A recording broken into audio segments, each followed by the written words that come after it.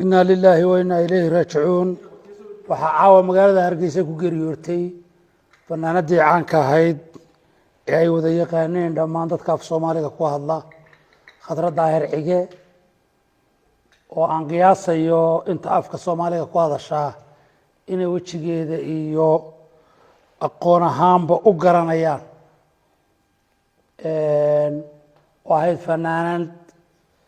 قرنك جمهورية الصومالي لان تبيو فنانad ay tabi doonaan dadka af Soomaaliga ku hadla meel kasta ay joogan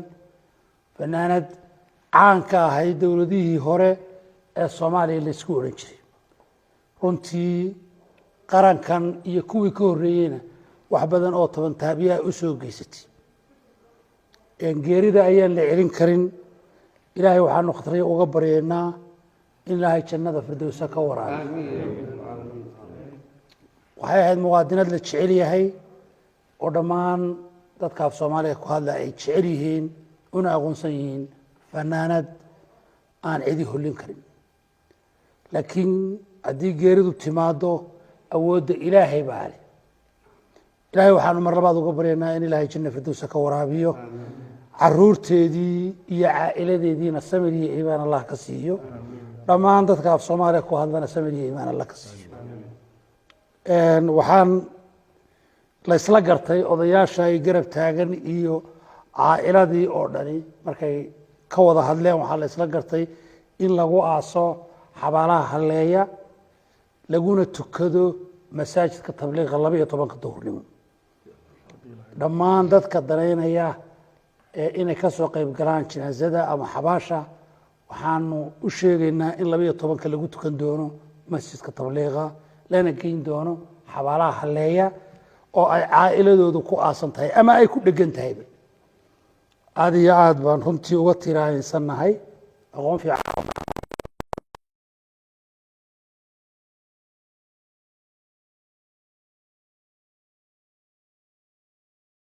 ay wax ugu sheegayso dadka inay nabadda dhowraan ama ay wada noolaanshaha iyo deganaanshaha Somaliland ay qayb ka qaataan aad baan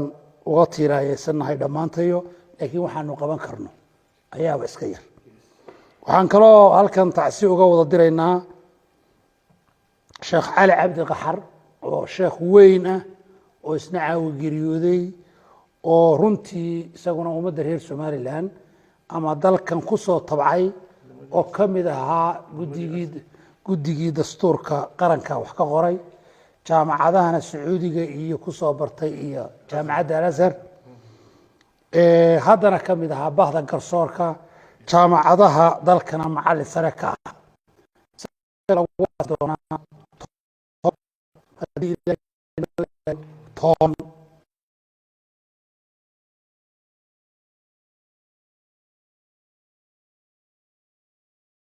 ilaahay waxaan uga baryaynaa in jannada firdawsa ilaahay ka waraabiyo caa'iladiisa iyo caruurtii ka dhintayna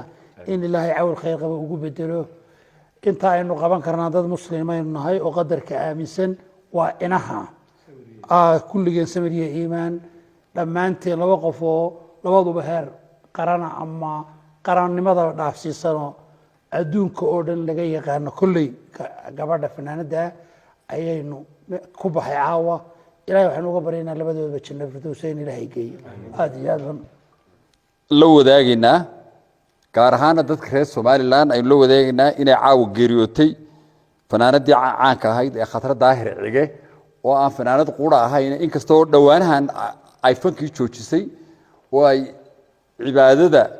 iyo waayeelnimada iyo wuxuu sheega ay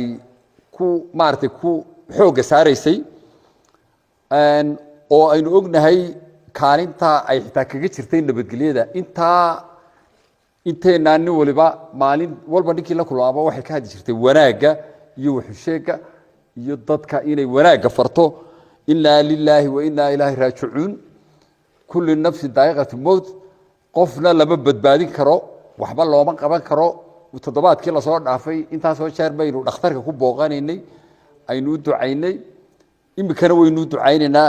teedii baa timi inteenana qof walibana wuu geeriyoonayaa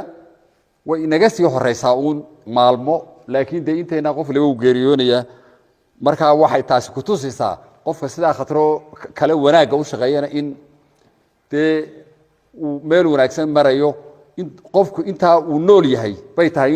inuu wanaaga ka shaqeeyo ummadda af Soomaaliga ku hadasho dhan aynu uga tacsiyeynaa reer Somaliland baynu tacsi gaar ah u sii direynaa qoyskii iyo qaraabadii ay ka geeriyootay iyo eheladii asxaabtii iyo bahda warbaahinta iyo wasaaradda warfaafinta ayaynu tacsi kale oo gaar ah u sii direynaa waxaanu leenahay dhammaanteen samir iyo iimaan ilaa